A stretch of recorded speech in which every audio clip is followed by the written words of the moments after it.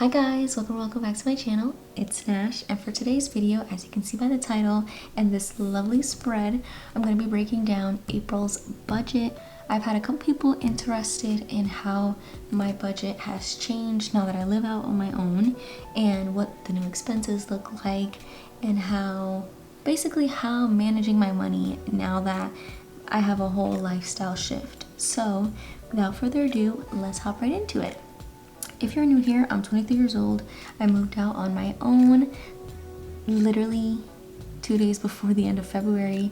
So it's been a full month of me being here and my second month of me actually budgeting for these expenses. But with that being said, this isn't a cement and stone budget, meaning my budget in May may look completely different from my budget in April. I'm kind of taking it month by month, depending on how much income I expect, especially depending on the goals and things that I'm trying to achieve for that month.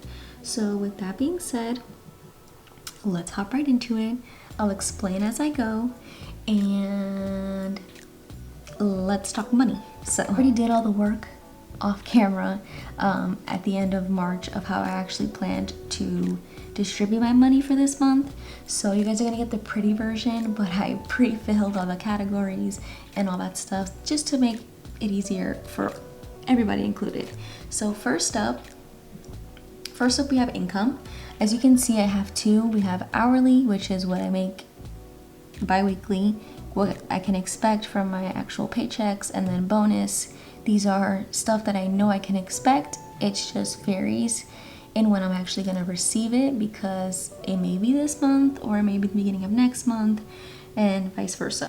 I have been working a little bit more since I've actually moved here, which has actually been better for me because I'm making more and I have more expenses. So my actual hourly expected amount for April should be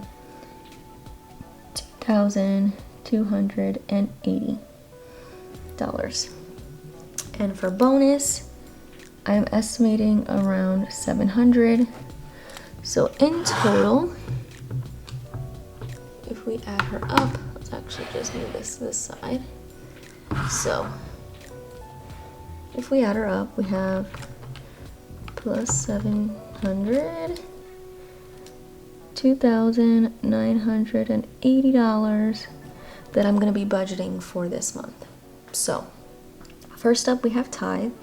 I always take out 10% of my hourly income, whatever I know for a fact I'll be getting. So we have a total of $228. And if you're unsure of how to get that, you would just take the amount that you're trying to calculate the tithe for, and then I just do times 0.10, and that's the total. Rent is $903. My rent is $900, but I pay with a money order, which means you have to pay the money order fee. So I just round up because it ends up being $902 and change. So I just budget $903. For my phone, it's always kind of stayed the steady $103. Roxy, which is my car, is $320. I'm actually not sure what to expect for my electric. I'm kind of just eyeballing it. Like last month I budgeted 50, it ended up being 40, and it was 3 weeks worth of usage from the bill that I looked at. So I'm like rolling over what I didn't use, and I'm adding an additional 50 just to see how this month looks like. It may be a little bit more, I may be way off, it ends up being lower. I'm hoping it's lower.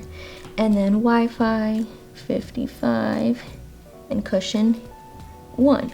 And then the only reason why I ended up being 1, I'm not too focused on growing my cushion to a certain amount, but I do like to contribute to it, even if it ends up being only a couple dollars each month.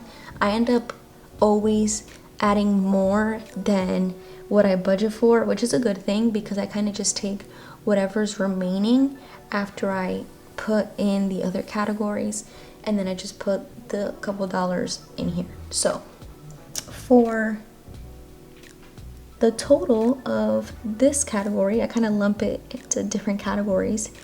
We have 228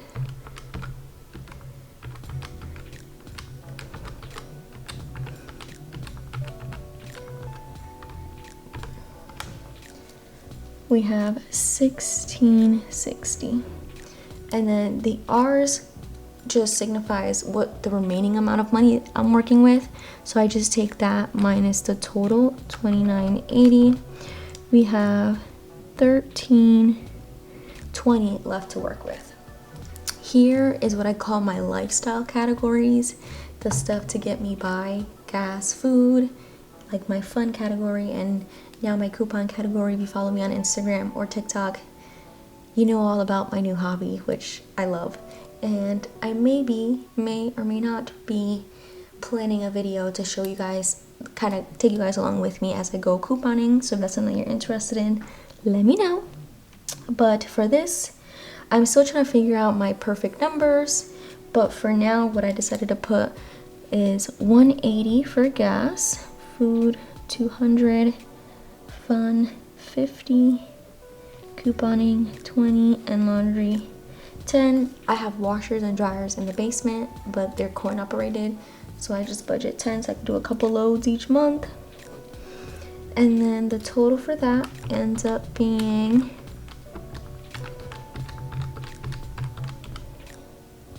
$460.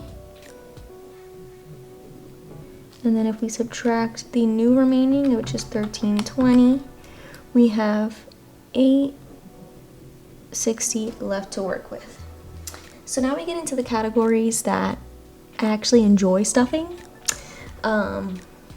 which is like savings and now debt, which is exciting because it's a goal that I'm trying to pick back up, because it's something that I wanted to do, was to pay off the remaining student loans that I have, which is $2,000. So you guys will see how much I'll be able to put. This is completely based on me being able to actually receive my bonus. So fingers crossed it happens this month so I can actually pay a nice chunk towards student loans. But first up, we have savings, which is my general savings / emergency fund. The reason why this number is so specific is because I challenged myself to save 5% of my pay, which what that means is, well, minimum of 5%. So I'm just taking half of whatever I put to tithe. So if it's 228 divided by 2, we have 114. House is my down payment on mi casita that I'm working towards. And then we have a couple sinking funds: Christmas, gifts, travel. Roxy is this. So let's add her up to see how much we got. I ended up putting 114 in savings, house got 50, Christmas got 20. It's not a top priority, but I'm trying to like keep it in mind because it's already April and I know that before we know it, I'm going to be thinking about Christmas. So I'm contributing 20, gifts 20 as well. Travel, I do have a trip coming up at the end of May, so I'm trying to put money aside as much as I can to get myself ready for that trip. And then Roxy is the savings account that I have set aside for my car, for any expenses like oil changes, any maintenance that may come up on it, in case I want to give her a car wash, in case, you know, just in case for my car. So I'm putting 56. So now we have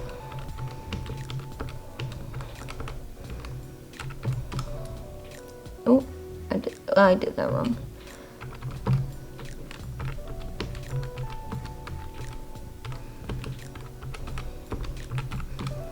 We have 360, and then we subtract 860. We have 500 remaining, and if you can see, we only have one category left, which means the goal is to put 500 into student loans, which will bring me to 0, which is always a goal for me. I try to follow the zero-based budget rule, basically meaning you give every single dollar a home. This is basically the full breakdown for April's budget. I feel like, thankfully, it's been a smooth transition from living with my parents to living on my own, that even though my expenses have increased tremendously, my income has increased a little bit to help it not feel as though all my money is just going to bills. Like, I'm trying to make sure that the rest of my financial needs are met. So that's why I'm trying to incorporate other goals and other areas in the budget that don't just go towards bills. So I definitely want to try to keep this up month to month so you guys can see how the budget fluctuates, as my income may fluctuate. Like I mentioned, if I do well at my job, the better I do, the more my bonus is, and same applies if I don't do as well, then I have less money coming in bonus wise. So if you have any questions in regards to my budget or any area in my budget, let me know down below. And if you liked it, make sure you give it a thumbs up. I would really appreciate that. And if you haven't already, subscribe. What you doing? Join the family. But I'll see you guys in the next one. Bye.